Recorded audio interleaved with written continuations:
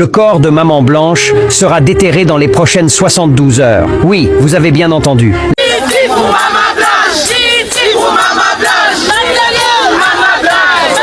Écoutez ce que le pasteur Marcelo a raconté lors de son culte hier, je pense c'est avant-hier, c'est hier dimanche, oui. Pendant que le deuil était encore frais, pendant que les larmes n'étaient pas encore sèches, quelque chose s'est passé en Belgique. Quelque chose de discret. Quelque chose que beaucoup n'ont appris que bien plus tard, au détour d'une conversation, d'un live sur les réseaux sociaux, d'un murmure qui circulait dans les cercles proches de la famille. La maison de Maman Blanche en Belgique avait été vendue. Pas n'importe quelle maison, sa maison, celle qu'elle avait construite ou acquise au prix d'efforts et de sacrifices. Ce bien qui lui appartenait, qui portait son nom, qui était le symbole concret de ce qu'elle avait bâti au cours de sa vie. Cette maison qui, en son absence, aurait dû rester là comme un héritage, comme un refuge pour ses enfants, comme la preuve tangible qu'elle avait existé et qu'elle avait travaillé dur. Cette maison a disparu, vendue, liquidée. Sans bruit, sans annonce, sans que la famille maternelle n'en soit informée. Mais voilà où les choses deviennent vraiment troublantes. Pour vendre un bien immobilier, il faut une signature. Il faut que quelqu'un, légalement, donne son accord. Et Maman Blanche n'était plus là pour signer quoi que ce soit. Alors qui a signé ? Selon les informations qui ont circulé sur les réseaux, c'est Oracle qui aurait apposé sa signature sur les documents de vente. Oracle, le fils aîné. Celui pour qui la grande fête avait été organisée. Celui qui devait aller à Harvard. Il était majeur, légalement capable d'agir. Et c'est précisément pour cette raison que sa signature était suffisante pour que la transaction soit considérée comme valide. Maintenant, posez-vous cette question. Un jeune homme qui vient de perdre sa mère, qui est sous l'autorité totale de son père, qui dépend entièrement de lui pour son logement, pour ses études, pour son avenir, est-ce que ce jeune homme signe librement ? Est-ce qu'il comprend vraiment ce qu'il signe ? Est-ce qu'on lui a expliqué les conséquences de ce geste ? Ou est-ce qu'on lui a simplement mis un stylo dans la main en lui disant que c'était nécessaire, que c'était la bonne chose à faire, que papa s'occupait de tout ? On ne le sait pas avec certitude. Personne ne peut affirmer aujourd'hui ce qui s'est réellement passé dans cette pièce, au moment de cette signature. Mais ce que l'on sait, c'est que la maison a été vendue. Et que c'est la signature d'Oracle qui a rendu cette vente possible. Et que cette vente a eu lieu alors que le corps de Maman Blanche était à peine froid. Et l'histoire ne s'arrête pas là.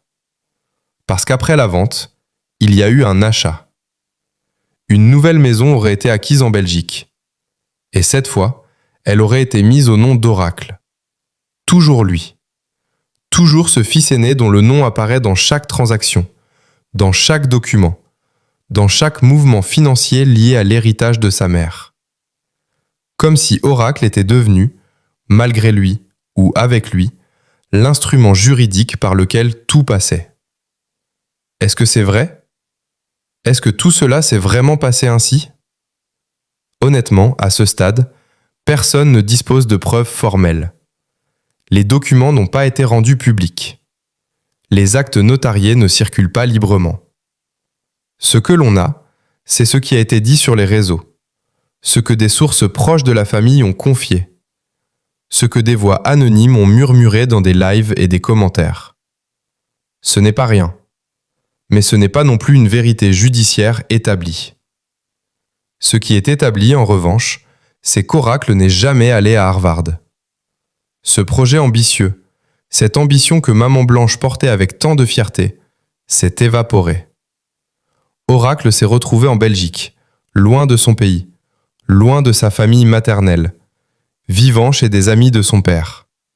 Pas dans un campus universitaire, pas dans une résidence étudiante. Chez des gens que son père connaissait. Des gens qui lui étaient redevables, ou loyaux, ou proches. Des gens qui, en tout état de cause, n'étaient pas sa mère. Et puis finalement, Oracle est parti au Canada. Pas aux États-Unis. Pas à Harvard. Au Canada. Un changement de destination qui peut sembler anodin, mais qui, dans ce contexte, interroge. Pourquoi ce revirement? Pourquoi ce délai? Pourquoi cette errance entre la Belgique, le Congo et le Canada, alors que le plan initial était clair, précis, ambitieux? Qu'est-ce qui s'est passé entre la grande fête du baccalauréat et cette trajectoire chaotique qui ne ressemble en rien à ce que Maman Blanche avait rêvé pour son fils? Voilà ce que cette scène révèle dans toute sa brutalité. Ce n'est pas seulement la vente d'une maison, c'est la liquidation d'un héritage. C'est l'effacement progressif de tout ce que Maman Blanche avait construit, accumulé, protégé pour ses enfants. Brique par brique, document par document, signature par signature. Et tout cela s'est fait dans le silence, sans que la famille maternelle ne soit consultée, sans que personne ne lève la main pour dire stop. Maman Blanche avait tout préparé avec amour, avec fierté, avec cette énergie que seules les mères savent mobiliser quand il s'agit de leurs enfants. Tout le quartier le savait, tout l'entourage était là. On parlait, on riait, on portait des toasts à l'avenir d'Oracle. Oracle, l'aîné, le fils dont on attendait beaucoup. Un jeune homme brillant, studieux, qui venait de franchir une étape capitale dans sa vie, le baccalauréat. Pour ceux qui ne savent pas, le baccalauréat en Afrique centrale, c'est bien plus qu'un simple diplôme. C'est une victoire. C'est la preuve que tu as le niveau, que tu peux prétendre à un avenir meilleur. C'est le moment où les familles se réunissent, où l'on sort les beaux habits, où l'on prépare de grands plats, où l'on danse jusqu'au bout de la nuit. Et cette nuit-là, on a dansé. Et le projet, lui, était déjà arrêté.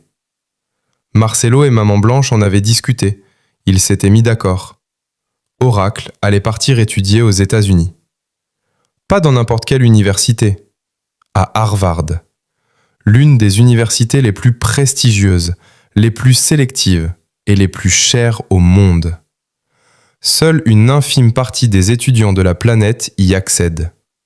Le fait qu'un père et une mère envisagent d'y envoyer leur fils vous dit tout sur le niveau d'ambition de cette famille, sur les moyens qu'ils avaient et surtout sur l'amour que Maman Blanche portait à ses enfants.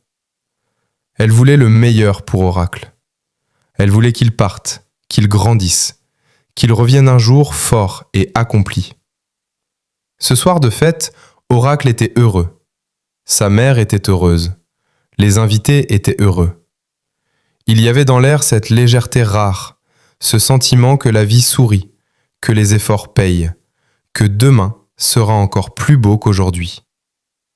C'était la veille du grand départ. Le lendemain, Oracle allait prendre son envol, littéralement.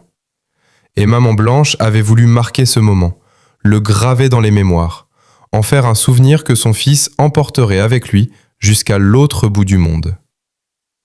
Mais voilà ce que personne ne savait ce soir-là. Personne ne pouvait imaginer que cette fête, organisée avec tant d'amour, allait devenir l'un des derniers grands moments de bonheur de cette famille. Que les rires de cette nuit allaient bientôt laisser place aux larmes.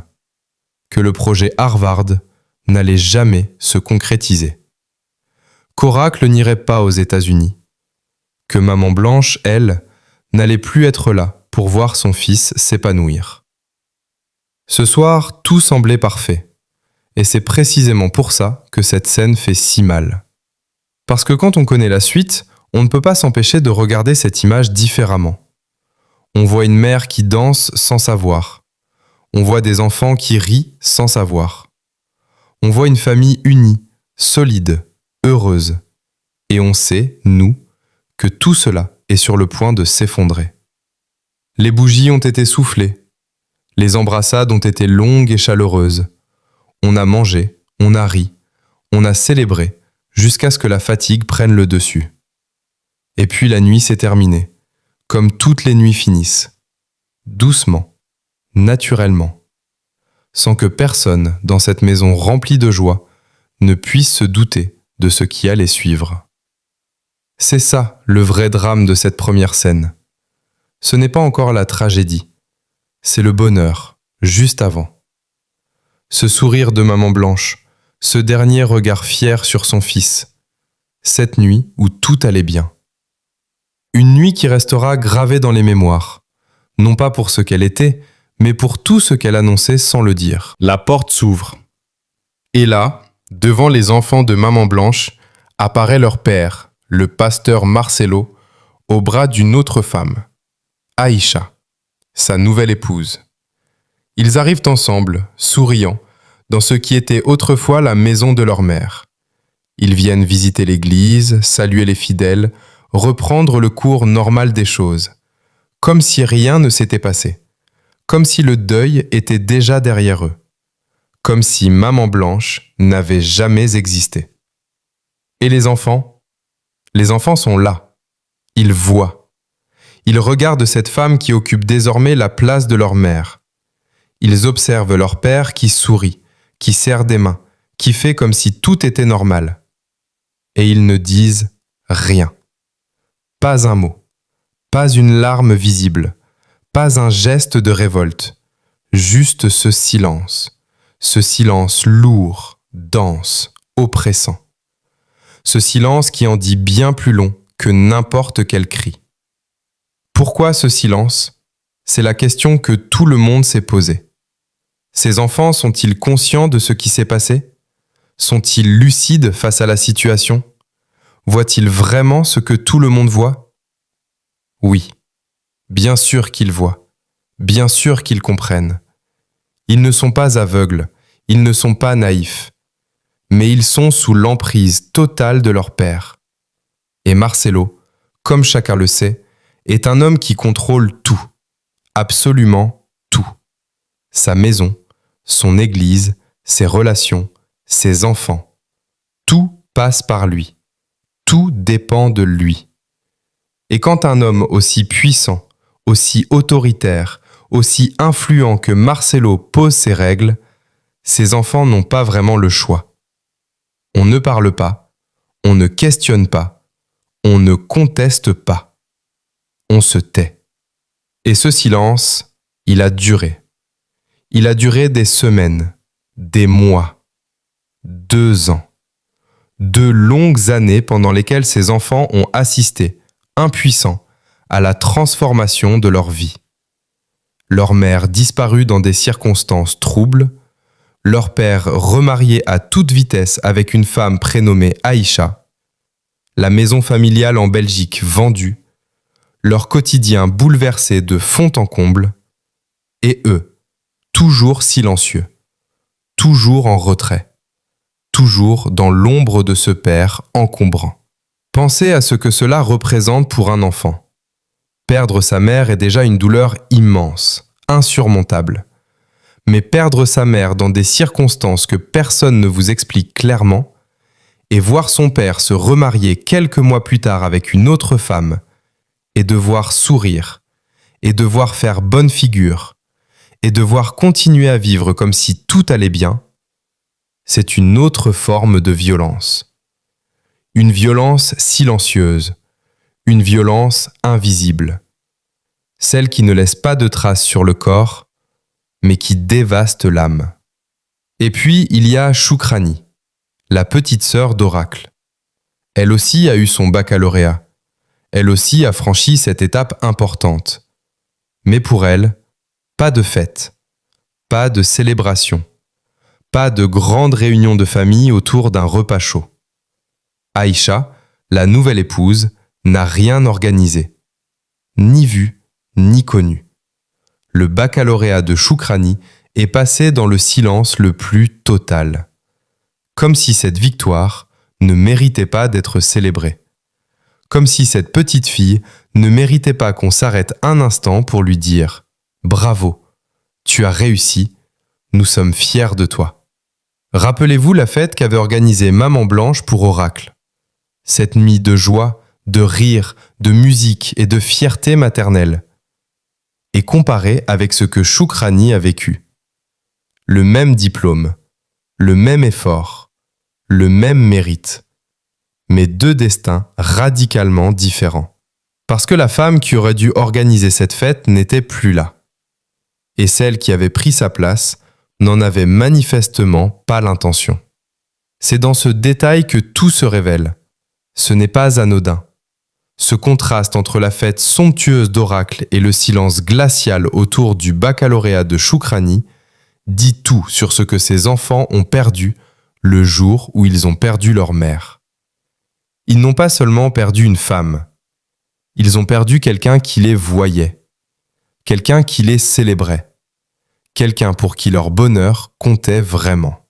Et malgré tout ça, ils se sont tus. Ils ont baissé la tête, ils ont continué à avancer. Parce que c'est tout ce qu'ils pouvaient faire.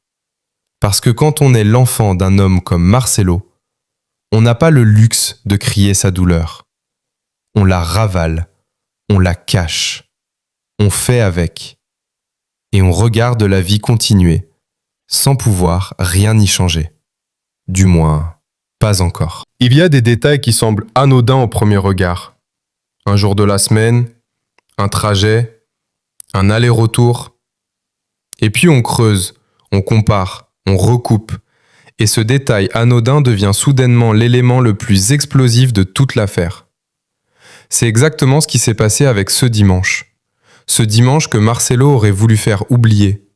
Ce dimanche qui, aujourd'hui, se retourne contre lui avec une force redoutable. Reprenons depuis le début. Maman Blanche quitte la République démocratique du Congo un samedi. Elle part pour la Turquie, seule, pour une opération médicale. C'est du moins la version officielle. Elle prend l'avion, elle s'en va, et elle laisse derrière elle ses enfants, sa maison, sa vie. Le samedi. Ce point-là, tout le monde s'accorde dessus. C'est l'un des rares éléments qui ne change pas d'une version à l'autre. Maintenant, que fait Marcelo le dimanche ? C'est là que tout se complique. C'est là que les versions divergent. C'est là que le récit de cet homme commence à se fissurer de toutes parts. Dans sa première version, celle qu'il a donnée au début, Marcelo dit qu'il a prêché le dimanche, qu'il était dans son église face à ses fidèles en train de délivrer son message comme chaque semaine. Puis le lundi, il aurait pris l'avion, et le mardi, il serait arrivé en Turquie où il aurait appris la mort de sa femme. Une version propre, une version logique, une version qui place Marcelo exactement là où un pasteur respectable devrait se trouver un dimanche matin, derrière son pupitre, Bible en main, entouré de ses fidèles. Mais voilà, cette version a une faille énorme. Parce qu'il existe une deuxième version. Une version que Marcelo lui-même a laissé échapper, sans doute sans mesurer pleinement ce qu'il était en train de dire. Une version qui est apparue progressivement, au fil des interviews, des déclarations publiques, des lives sur les réseaux sociaux. Et surtout après son remariage avec Aïcha. Dans cette deuxième version, Marcelo admet avoir suivi Maman Blanche le dimanche. Pas jusqu'en Turquie, jusqu'à Lubumbashi, une ville du sud de la République démocratique du Congo. Une ville où travaille le docteur John Clément, un homme influent, sponsor de l'église, ami de Marcelo. Une ville que Maman Blanche aurait traversée ou rejointe avant de poursuivre sa route vers la Turquie.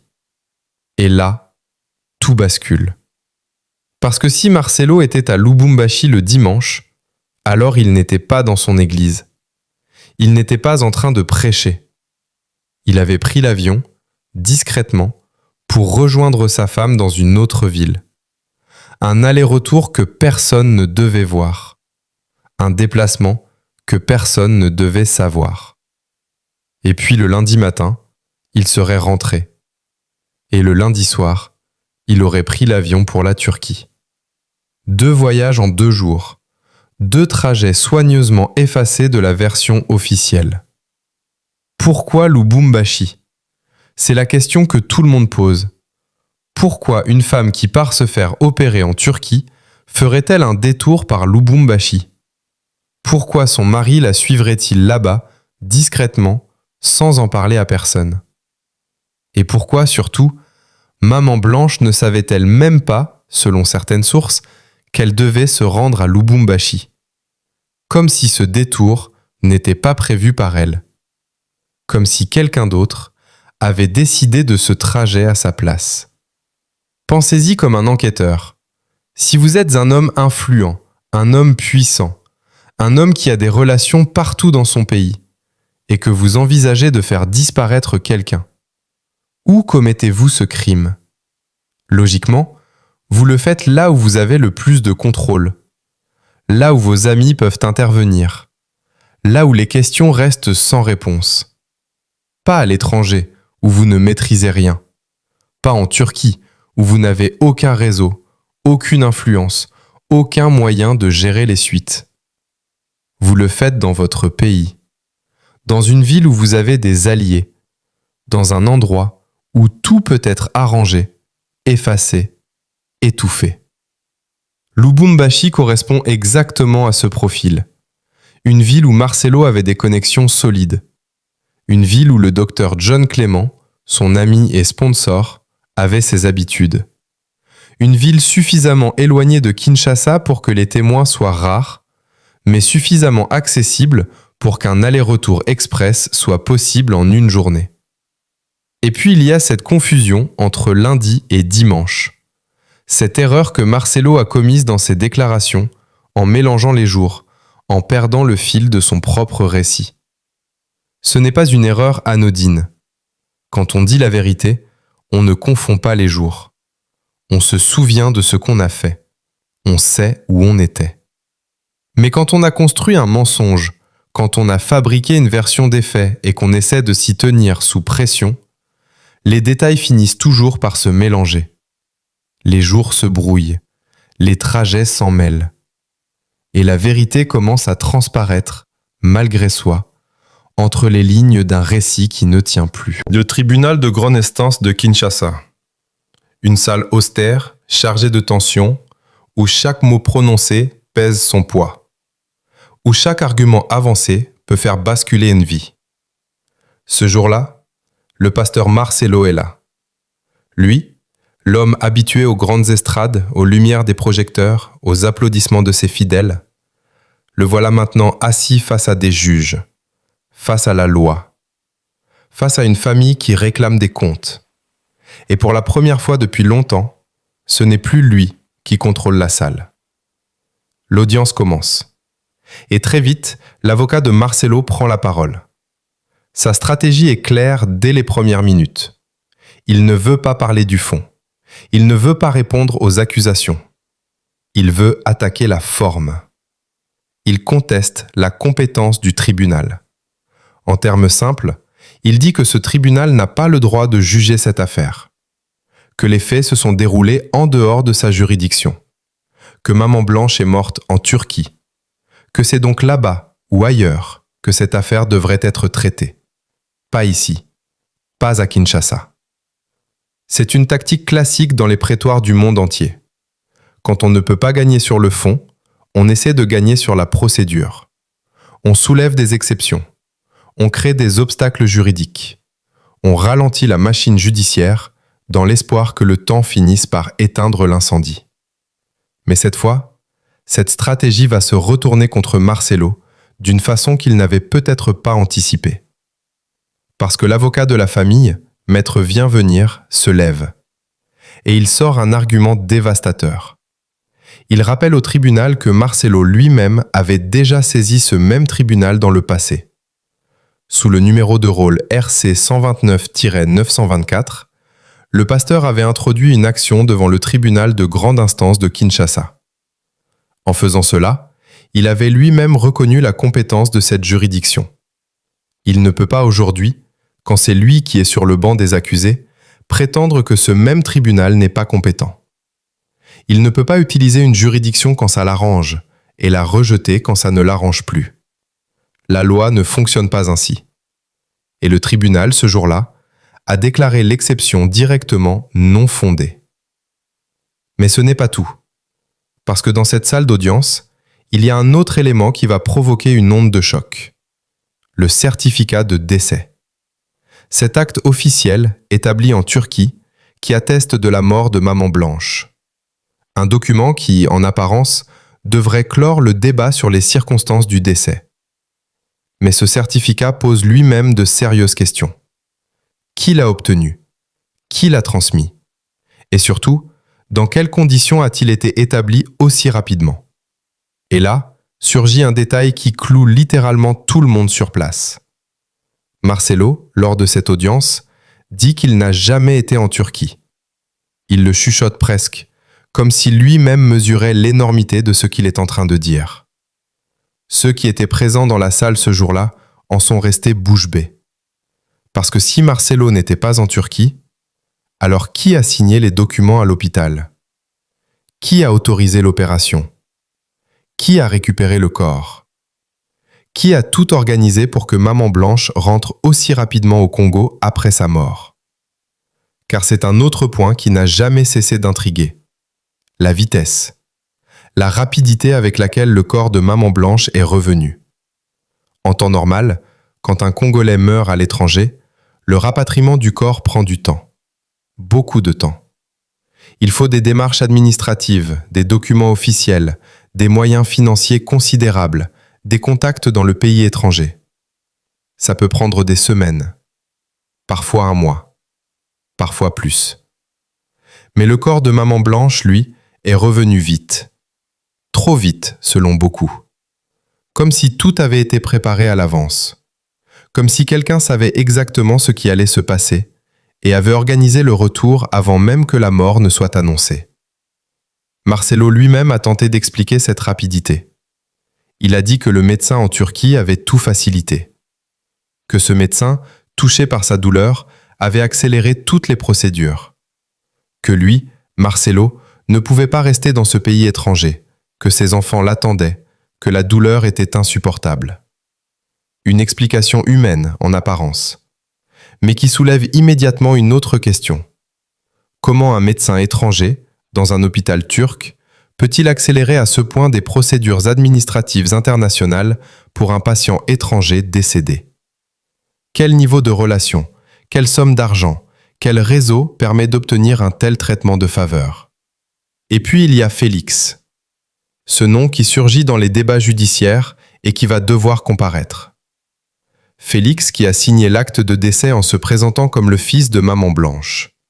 Une signature qui pose un problème juridique fondamental. Pour signer un acte de décès, il faut avoir un intérêt légal dans cet acte. Il faut justifier d'un lien de filiation reconnu. Il y a un moment dans chaque grande affaire où le masque tombe complètement. Où les discours soigneusement préparés, les postures publiques, les déclarations d'innocence, tout cela s'efface d'un coup. Et ce moment, dans l'affaire Maman Blanche, c'est celui-ci. Le moment où Marcelo sort un chiffre. Le moment où un homme qui clame son innocence depuis des mois décide de mettre de l'argent sur la table. 250 000 $. Arrêtons-nous une seconde sur ce chiffre. 250 000 $. C'est une somme considérable. Une somme que la grande majorité des Congolais ne verra jamais de leur vie entière. Une somme qui représente des années, parfois des décennies de travail pour une famille ordinaire. Et Marcelo la propose. Comme ça. Comme si c'était naturel. Comme si sortir 250 000 $ était un geste banal, un simple règlement de situation, une façon polie de tourner la page. Mais tourner quelle page? C'est là que tout se complique. Parce que Marcelo dit que cet argent, il le propose par respect pour Maman Blanche, par respect pour sa mémoire, par respect pour la paix. Il dit qu'il n'a rien à se reprocher. Il dit que sa femme est morte d'une crise cardiaque à l'hôpital suite à une opération qui a mal tourné. Il dit qu'il a tout expliqué à la famille, que tout le monde sait de quoi elle est morte, qu'il n'y a aucun mystère, aucune zone d'ombre, aucune vérité cachée. Alors pourquoi payer?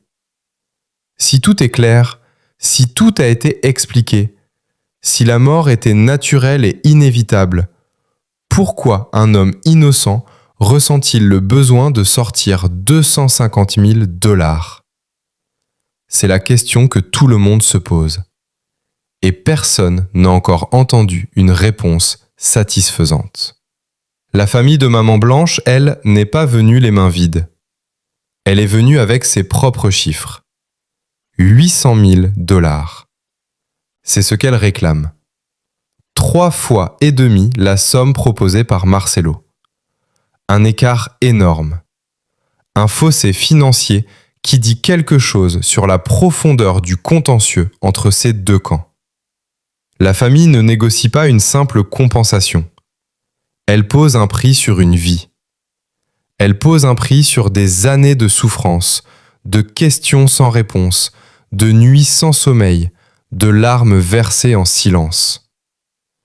Elle dit que ce que Marcelo a fait, ou n'a pas fait, ou aurait dû faire, a un coût. Et que ce coût est de 800 000 $. Marcelo refuse. Il dit que c'est du chantage. Il prononce ce mot avec force, avec conviction, avec cette assurance d'un homme d'église qui sait manier les mots pour retourner les situations à son avantage. Il dit que des gens mal intentionnés lui ont dit « Donne-nous l'argent, nous avons des preuves, sinon nous allons te détruire ». Il dit que tout cela est motivé par l'appât du gain, que sa femme est morte naturellement et que certaines personnes profitent de cette mort pour s'enrichir sur son dos. Que lui, serviteur de Dieu, ne peut pas céder à cette pression. Que sa dignité, sa foi et l'avenir de ses enfants lui interdisent de plier face au chantage. C'est un discours habile, un discours construit pour inverser les rôles, pour faire de Marcelo la victime, pour transformer la famille endeuillée en prédateur financier, pour faire croire à ceux qui l'écoutent que c'est lui qu'on attaque, lui qu'on persécute, lui qu'on essaie de dépouiller injustement. Et il faut reconnaître que cette stratégie fonctionne auprès d'une partie de son audience. Ses fidèles l'applaudissent, ils acquiescent, ils crient « Amen », parce qu'ils voient en lui leur pasteur, leur père spirituel, un homme de Dieu qu'on ne peut pas soupçonner de telles choses. Mais il y a ceux qui, eux, regardent la scène différemment. Ceux qui ne font pas partie de l'Église. Ceux qui n'ont aucun lien affectif avec Marcelo. Ceux qui analysent froidement les faits. Et ces gens-là posent une question simple. Une question que personne n'a réussi à balayer d'un revers de main. Un homme innocent. Un homme qui n'a rien à se reprocher. Un homme dont la femme est morte d'une mort naturelle dans un hôpital étranger. Est-ce que cet homme négocie? Est-ce qu'il sort son carnet de chèques? Est-ce qu'il propose 250 000 $ à la famille de la défunte? Ou est-ce qu'il dit simplement la vérité, toute la vérité, et laisse la justice faire son travail? Car voilà ce que cette scène révèle dans toute sa brutalité. Ce n'est pas une négociation ordinaire. Ce n'est pas un règlement amiable entre deux parties qui cherchent la paix. C'est un homme qui essaie d'acheter le silence, qui essaie de mettre un prix sur des questions qui méritent des réponses, qui essaie de transformer une affaire criminelle en transaction financière, et qui, en faisant cela, signe lui-même l'aveu le plus éloquent de toute cette histoire. Parce qu'il y a une règle simple dans la vie, une règle que tout le monde comprend instinctivement, même sans formation juridique, même sans connaissance des codes pénaux.